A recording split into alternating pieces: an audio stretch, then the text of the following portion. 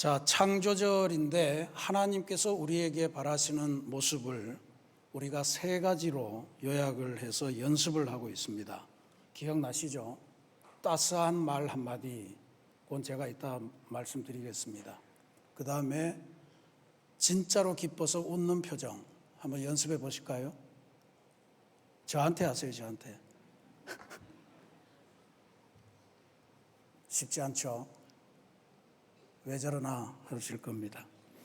그 다음에 사랑으로 맞잡는 손, 따스한 말 한마디, 기쁜 웃음의 표정, 그리고 사랑으로 맞잡는 손, 이 세 가지를 옆에 분들하고 한번 연습을 해보겠습니다. 진짜로 기쁨으로 하셔야 됩니다. 따스한 말 한마디는 이걸로 하죠. 당신을 뵈니 하나님을 뵙는 듯 합니다. 시작. 당신을 뵈니 하나님을 뵙는 듯 합니다.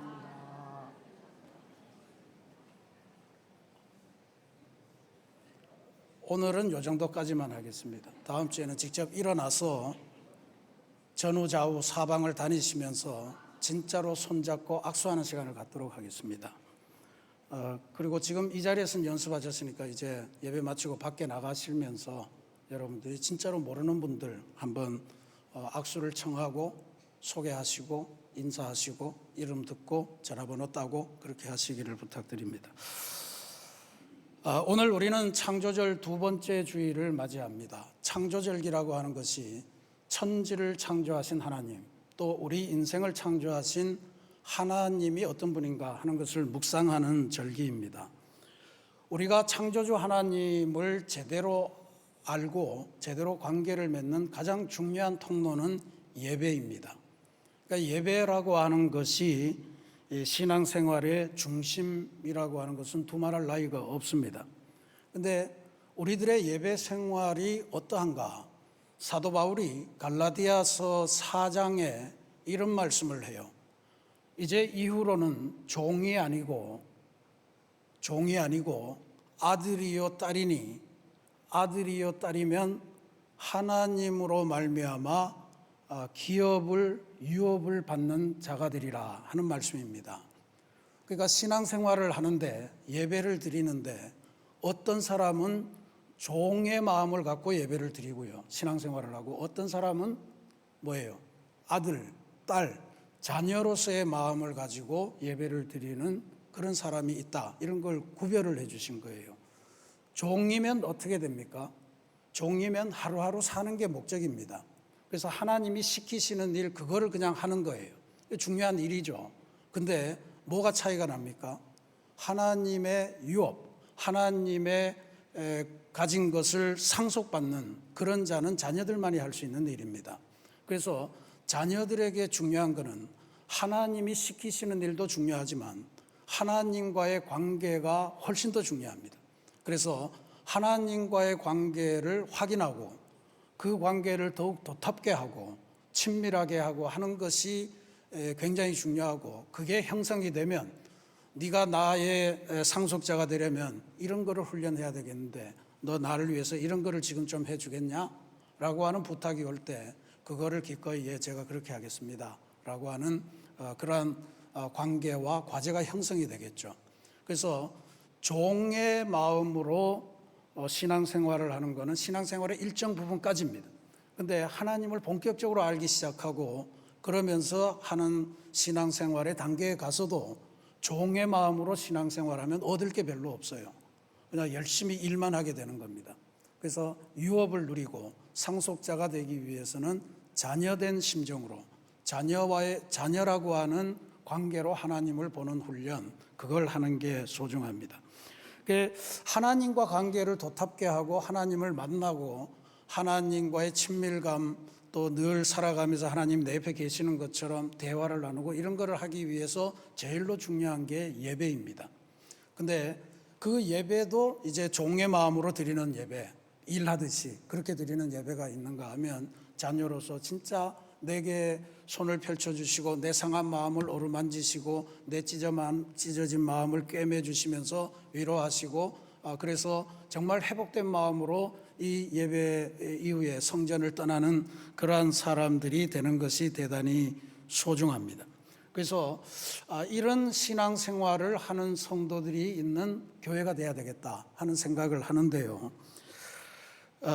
오늘 우리가 봉독한 출애굽기 32장을 보면 하나님의 이름으로 예배를 하는 거는 똑같은데, 어떤 예배는 하나님께 칭찬을 받는가 하면 어떤 예배는 하나님께로부터 하나님을 격분시키고 하나님을 진노하게 하고, 그래서 하나님이 심판을 예견하게 하시는, 준비하게 하시는 그런 예배가 될 수도 있다라고 하는 경고를 주어서 이 말씀이 대단히 소중합니다. 우리 다 잘 아는 이야기입니다. 하나님께서 이스라엘 백성이 애굽에서 노예살이하는 게 불쌍해서 신음소리가 막 하늘까지 들리고 하니까 모세라고 하는 지도자를 선택하셔서 탈출을 시키죠. 그게 출애굽입니다. 출애굽을 해서 광야에 와서 이제 시내산이라고 하는 곳에 도착을 해서 하나님과 이스라엘 백성 사이에 계약을 체결하려고 하십니다. 내가 너네 하나님이 될 테니 너는 나의 백성이 되어라 하는 이거를 위해서 모세를 계약을 작성하기 위해서 시내산 꼭대기로 부르셨습니다. 모세가 여호수아를 데리고 쭉쭉 올라가다가 중턱에 남겨놓고 이제 산 정상에 가서 하나님을 만났는데, 그냥 완성된 계약서에 사진 도장 찍고 내려오는 게 아니고 일일이 계약서 그 돌판에 한 글자 한 글자 새겨 가시면서 그 하나님과 맺어야 될 계약의 내용을 설명하시고 그렇게 하셨습니다. 그러니까 그 시간이 40일이나 걸린 거예요. 근데 밑에 있는 사람들은 초조해지기 시작했습니다. 아니, 하나님과 계약을 맺는다고 갔는데 왜 안 내려오냐? 뭔 일이 생긴 거 아니냐? 그래서 초조해진 마음에 모세와 함께 그 일행을 이끌던 아론 제사장 역할을 했죠. 아론에게 가서 이 사정이 이르니 우리를 위해 일해줄 하나님을 만들어 달라, 그런 요청을 합니다. 1절 말씀이에요. 우리를 위하여 우리를 인도할 신을 만들라. 아주 강력하게 요청했던 것 같아요.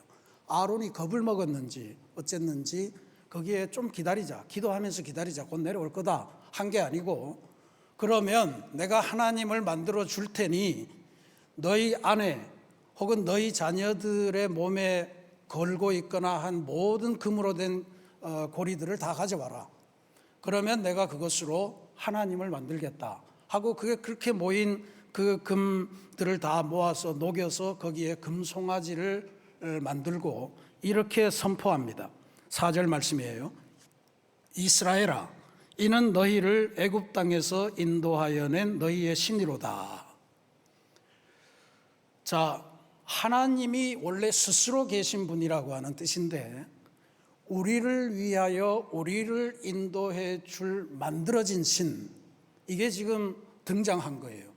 이게 기독교 역사에 있어서 가장 위험한 신입니다. 하나님의 이야기를 듣고 하나님의 인도하심을 받는 게 신앙생활인데, 그게 아니고 우리를 위하여, 나의 욕망을 위하여 내 욕망을, 그 이야기를 들어주고 이루어질 만들어진 신, 그게 우리는 더 중요하다. 그렇게 만들어진 게 바로 이 황금 송아지입니다. 금송아지.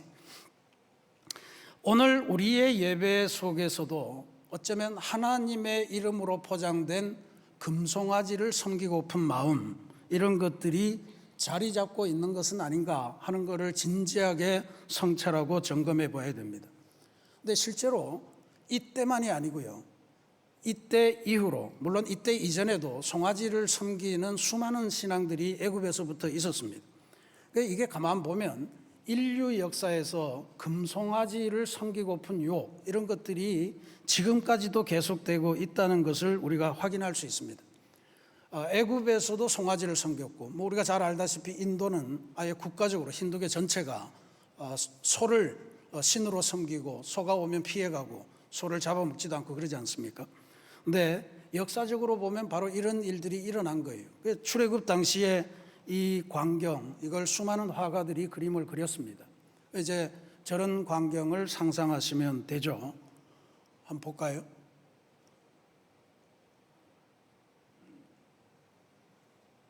네.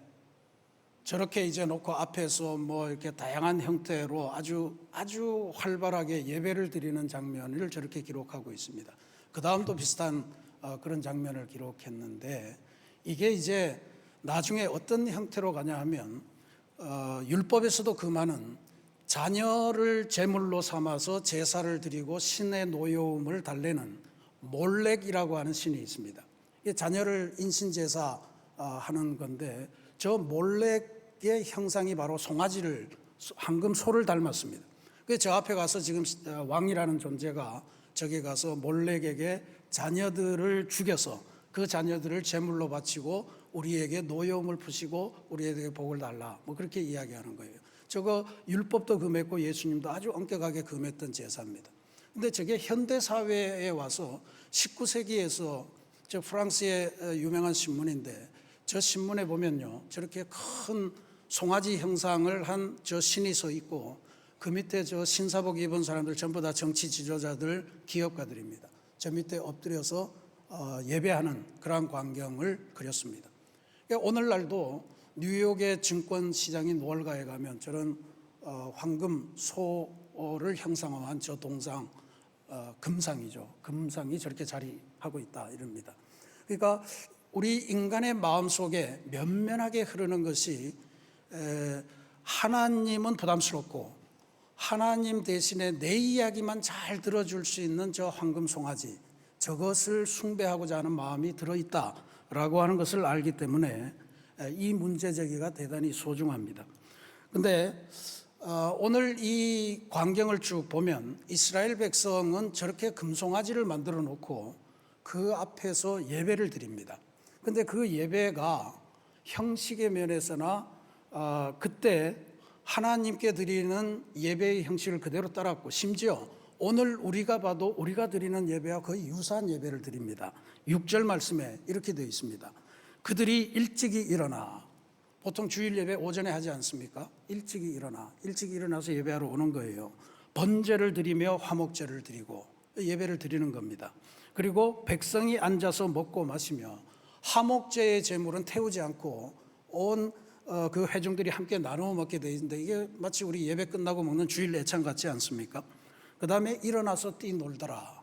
오늘날 많은 예배에서 사람들이 일어나서 춤을 추고 그리고 하나님을 경배하는 그런 예배가 드려집니다. 번제와 화목제, 애찬과 찬양과 춤, 이런 것을 다 보면 오늘 우리가 하나님께 드리는 예배하고 수천 년 전에 금송아지를 앞에 놓고 드렸던 이스라엘 백성의 예배가 거의 차이가 없습니다.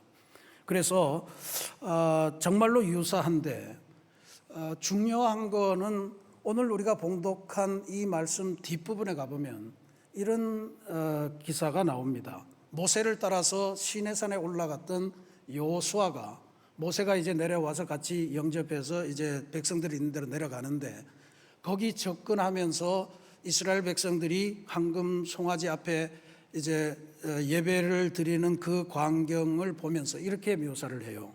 17절 말씀입니다. 여호수아가 백성들의 요란한 소리를 듣고 모세에게 말하되 진중에서 싸우는 소리가 나나이다.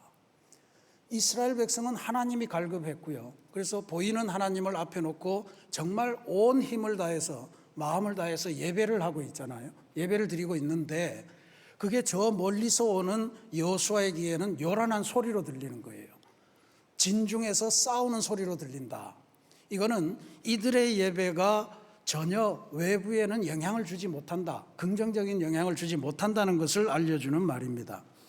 하나님이 너무 보고파서 하나님을 만들어 놓고 예배를 온 마음을 다해서, 온 정성을 다해서, 온 기쁨을 다해서 드리는데, 정작 바깥에서 보고 있는 여호수아에게는 그게 요란한 소리요, 싸우는 소리로밖에 들리지 않았다라고 하는 이야기죠. 뭐가 문제였을까요? 지금까지 보시다시피 형식은 다 똑같지 않습니까?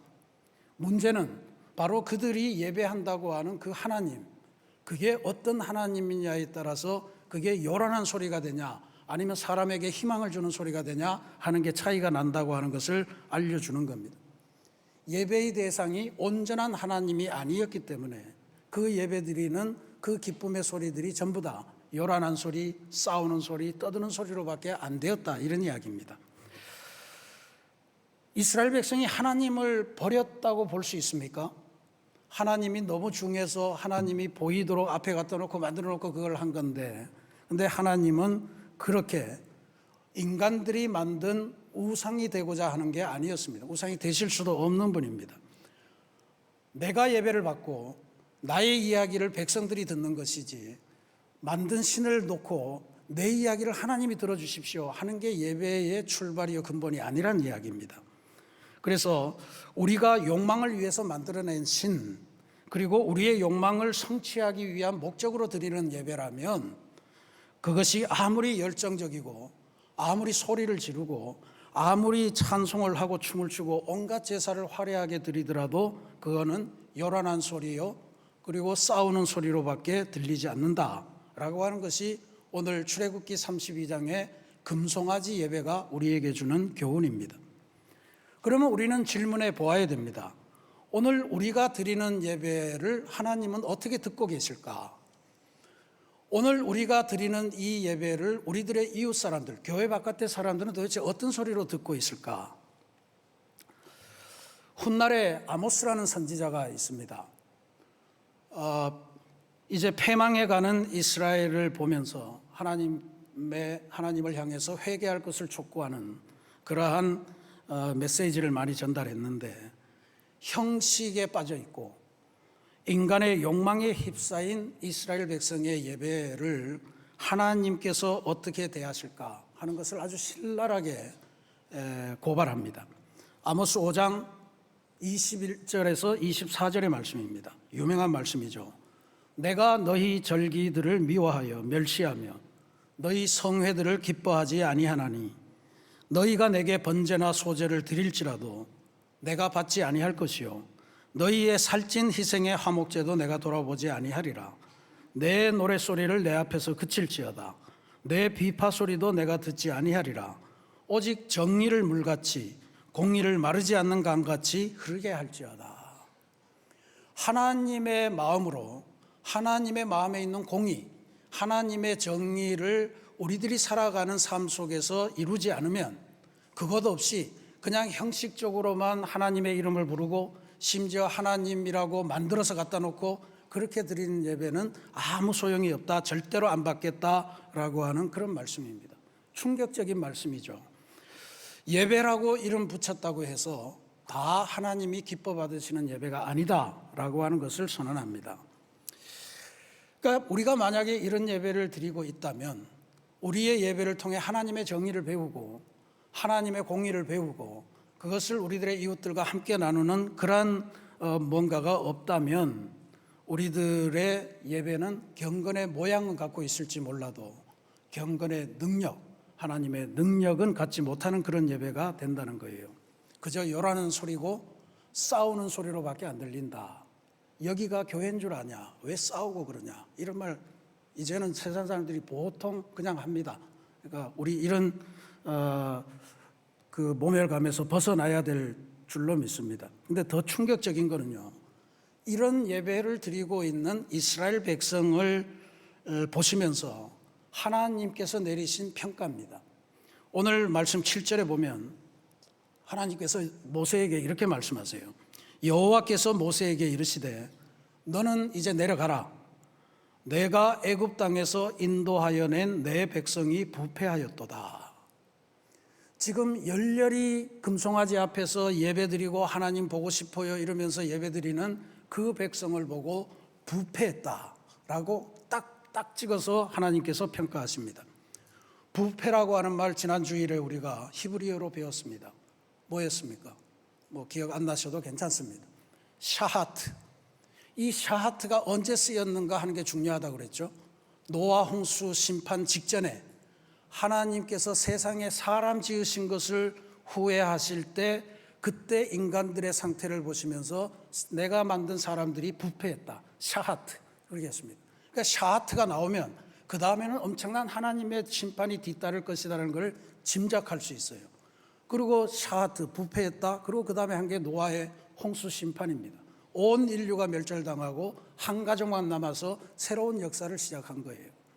그러니까 오늘 이스라엘 백성이 샤하트했다. 그러면 하나님의 진노가 뒤따를 것이다 라고 하는 걸 짐작할 수 있죠. 실제로 그랬습니다. 10절에 보면 내가 그들에게 진노하며 그들을 진멸하고, 그들을 진멸하시겠다 그럽니다. 선별해서 어떤 사람은 살리고 하는 게 아니고 완전히 다 없애버리겠다. 홍수의 심판 같은 것을 다시 예견하신 그러한 말씀입니다. 예배를 드린답시고 기뻐 춤추는 백성들을 향해서 하나님은 진멸을 언급하셨던 것입니다. 이게 참 오늘 우리들이 진짜로 심각하게 들어야 될 말씀인데, 여기에 모세가 하는 역할이 대단히 소중합니다. 모세가 하나님 앞에서 백성들의 죄악을 용서해 주시고 다시 한 번 더 기회를 달라고 하는 취지의 중보 기도를 아주 강력하게 합니다.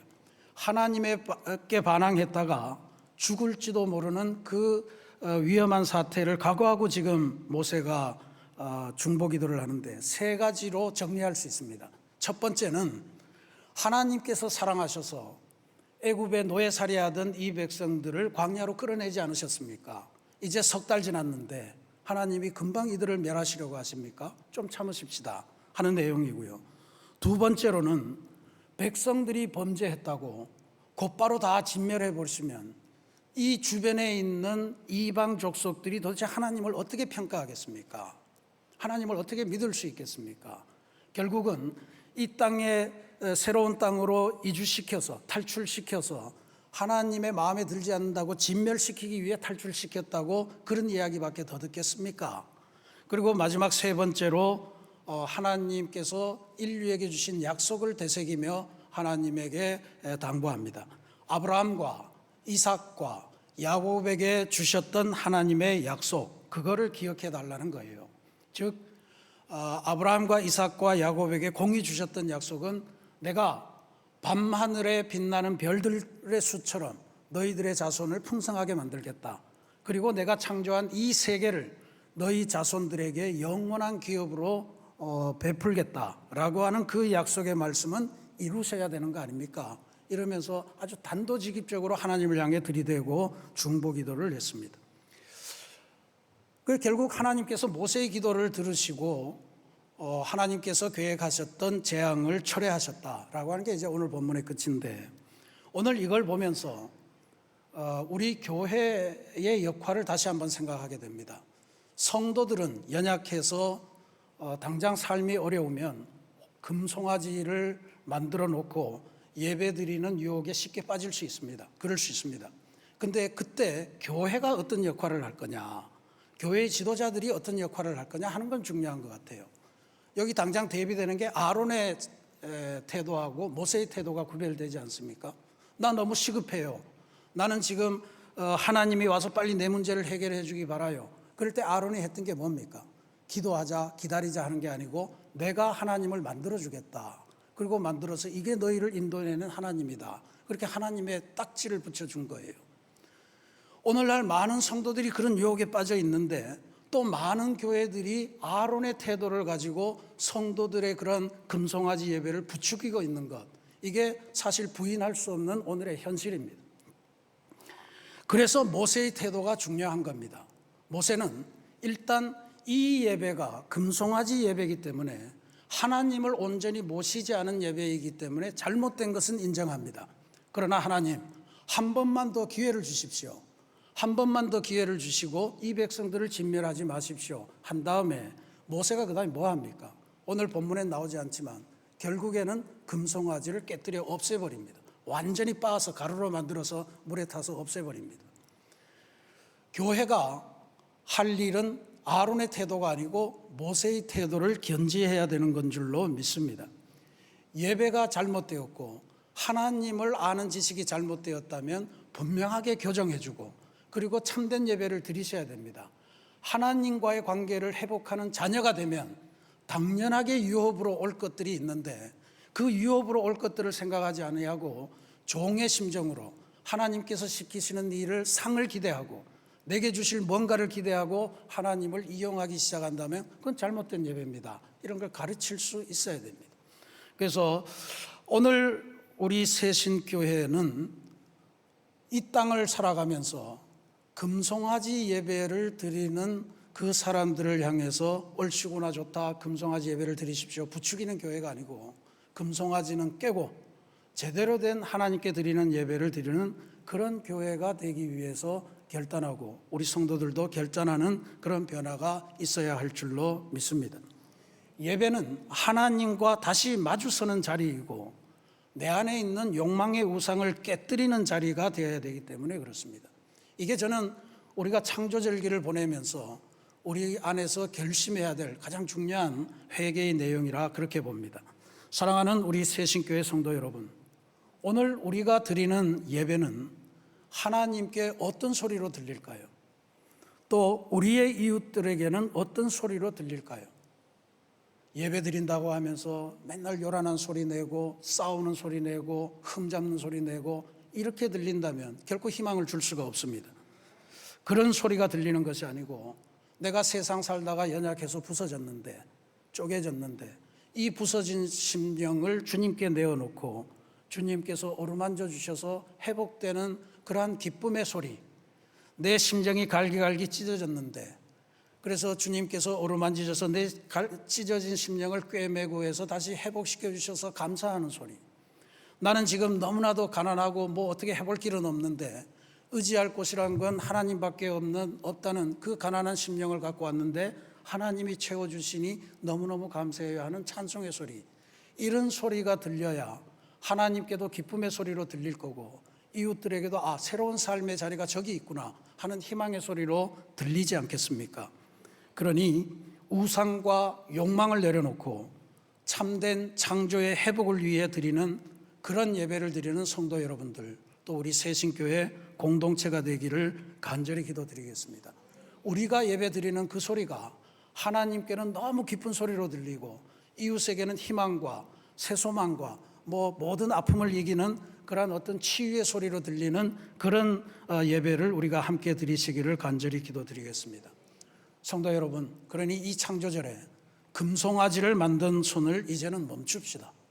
금송아지를 향해서 하나님이라고 고백하며 드리던 예배도 잘 성찰하시고 멈추시고 하나님 앞에 참된 예배를 드리는 참된 예배자로 서는 그런 거룩한 변화를 누리시기를 주님의 이름으로 축원합니다.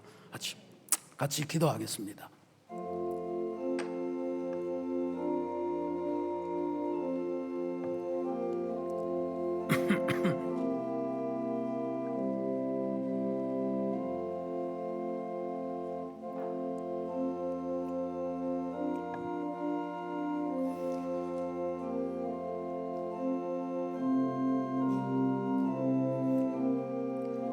사랑의 하나님, 내가 하나님께 예배 드린답시고 예배의 자리에 앉아는 있지만 내 마음속에 하나님이 차는 대신에 온통 금송아지로만 가득 차 있는 그러한 욕망의 예배를 드린 것은 아닌가. 우리가 진지하게 성찰해보게 도와주옵소서. 이제는 내 안에 있는 금송아지를 빻아서 가루로 만들어서 없애버리고 하나님으로 가득 채우고 하나님 주시는 말씀에 의지해서 하나님께서 주시는 유업을 받으며 그렇게 이 세상을 승리하며 살아갈 수 있는 귀한 성도요 귀한 교회가 되게 주님 인도하여 주옵소서. 금송아지를 만드는 아론의 태도가 아니라 금송아지는 깨고 하나님을 올바로 세우는 그러한 아름다운 교회로 거듭나도록 주님 우리의 창조절기를 복내려 주옵소서. 예수님 이름으로 기도합니다. 아멘.